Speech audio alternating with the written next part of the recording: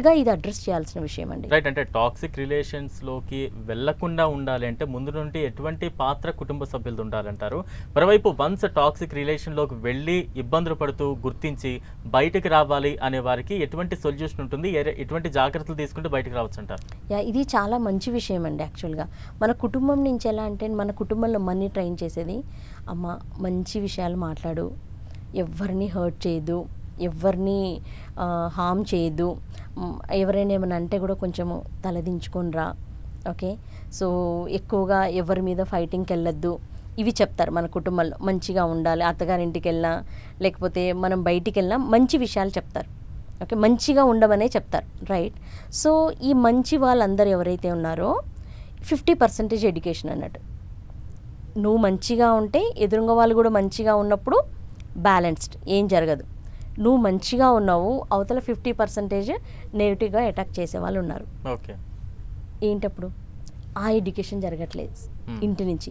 So ఇంటి నుంచి మన పిల్లలకి ఏం చెప్పాలంటే, ఫస్ట్ మనం చాలా మంచి వాళ్ళమే, కానీ అలాంటి సేమ్ మంచి థింకింగ్ లేని వాళ్ళు కూడా సొసైటీలో ఈక్వల్గా తిరుగుతున్నారు. ఇప్పుడు ఒకప్పుడు రాక్షసులు అంటే 2 కొమ్ములు పెద్ద కూరలు పెట్టుకొని వీళ్ళు నెగిటివ్ పర్సన్ అని మనకేమంటారు, ఒక ఇమేజ్ చూపించేవాళ్ళు. ఇప్పుడు మనం ఒకప్పుడు చూసేందండి నెగిటివ్ పర్సన్, రాక్షసులు ఇలాంటివి చూపించేవాళ్ళు. ఇప్పుడు మరి సమాజంలో నెగిటివ్ పర్సన్స్ అంటే అందరికంటే హ్యాండ్సమ్ ఉండొచ్చు. ఇప్పుడు మీరు సినిమాలలో కూడా చూస్తే విలన్ చాలా హ్యాండ్సమ్ ఉంటున్నారు, చాలా టాలెంటెడ్గా ఉంటున్నారు. సో మన పిల్లలకి ఏం చెప్పాలంటే, మన సొసైటీలో మంచి వాళ్ళతో పాటుగా ఈక్వల్లీ వీళ్ళు కూడా ఉన్నారు. సో దానికి ట్రైన్ అయ్యి ఉన్నావా నువ్వు అసలు, ఓకే. సో లేదంటే నేను మంచిగా ఉన్నాను, వాళ్ళు నన్ను హార్మ్ చేశారు, హర్ట్ చేశారు, నేను కొలాప్స్ అయిపోయాను అన్న దానికి కాకుండా చిన్నప్పటి నుంచే చెప్పాలి, ఓకే. అలా చెప్పడం వల్ల ఏమవుతుంది, ఫస్ట్ ఎమోషనల్గా నేను ఆల్రెడీ ఆ పిక్చర్ ఉంది నాకు, సమాజంలో మంచి వాళ్ళు ఉన్నారు, చెడ్డ వాళ్ళు ఉన్నారు, ట్రాప్ చేసే వాళ్ళు ఉన్నారు, టాక్సిక్ రిలేషన్షిప్ చూపించే వాళ్ళు కూడా ఉన్నారు. టాక్సిక్ రిలేషన్షిప్ బాసెస్ కూడా ఉండొచ్చండి, ఈవెన్ ఆఫీస్లో వీటిల్లో కూడా, రైట్. సో అదంతా ఎప్పుడైతే ట్రైన్ అవుతారో నా బ్రెయిన్ సపోర్ట్ చేస్తుంది, ఈ పర్సన్ టాక్సిక్ పర్సనా లేకపోతే ఈ పర్సన్ మంచి పర్సనా, ఐ కెన్ ఏమంటారు డిఫరెన్షియేట్ చేసుకోగలుగుతారు. డిఫరెన్షియేట్ చేసుకోవడం తెలిసిన తర్వాత అది నాలెడ్జ్ తర్వాత ఏంటిది, అప్లికేషన్ కావాలి, దానికి స్కిల్ కావాలి. సో అలాంటి సిచ్యువేషన్ ఎదురవుతే నువ్వు ఎలా హ్యాండిల్ చేస్తావు, అది ఈ ఎడ్యుకేషన్ అంతా కుటుంబం నుంచి వెళ్ళాలి. ఫర్ ఎగ్జాంపుల్ మన పేరెంట్స్కి మనకేం స్కూల్ ఎడ్యుకేషన్ లేదు కదా, ఎమోషనల్గా ఎలా స్ట్రాంగ్ ఉండాలి, సొసైటీలో డిఫరెంట్ కైండ్స్ ఆఫ్ పీపుల్ ఉంటారు, మనం ఎలా హ్యాండిల్ చేయాలన్నది మనమే ఆల్రెడీ ట్రైన్ కానప్పుడు మన పిల్లలకి ఎలా చేస్తామో. నవ్వు నెక్స్ట్ సోర్స్ దీని రిలేటెడ్ ట్రైనింగ్ ఎవరైనా ఇచ్చే వాళ్ళు ఉన్నారా, ఓకే. లేదంటే గో ఫర్ సైకాలజిస్ట్ అంటే అందరూ ఏమనుకుంటున్నారు, ఒక నీకు సైకలాజికల్ ఏదైనా డిజార్డర్ ఉంటే, ఏదైనా ప్రాబ్లం ఉంటే వెళ్ళాలి. నో, అందుకు కాదు. బేసికల్గా ప్రతి పర్సను తను ఎలాంటి పర్సను, ఓకే, తన క్వాలిటీస్ ఏంటి, వాళ్ళ స్ట్రెంగ్త్ ఏంటి, వీక్నెస్ ఏంటి, దాన్ని ఎలా యూజ్ చేసుకోవాలి, ఇవన్నీ అవగాహన చేసుకోవడానికి, విచ్ కైండ్ ఆఫ్ పర్సన్, తను ఎలాంటి పర్సన్, ఓకే, తన లైఫ్లో ఇంకేం అచీవ్ చేయగలడు, ఇవన్నీ తెలుసుకోవడానికి కూడా వెళ్ళొచ్చు.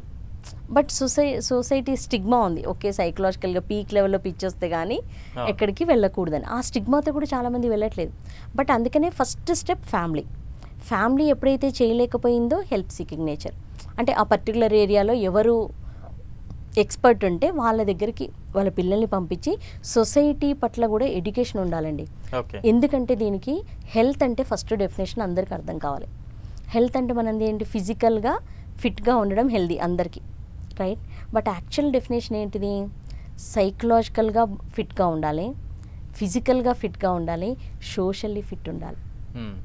ఇప్పుడు మనం ఇంతమంది మాట్లాడుకుందాం, సోషల్లీ ఫిట్ కాదు వాళ్ళు, కానీ దాని జర్నీ ఎక్కడ స్టార్ట్ అయింది, సైకలాజికల్గా ఆల్రెడీ ఫిట్ లేరు వాళ్ళు.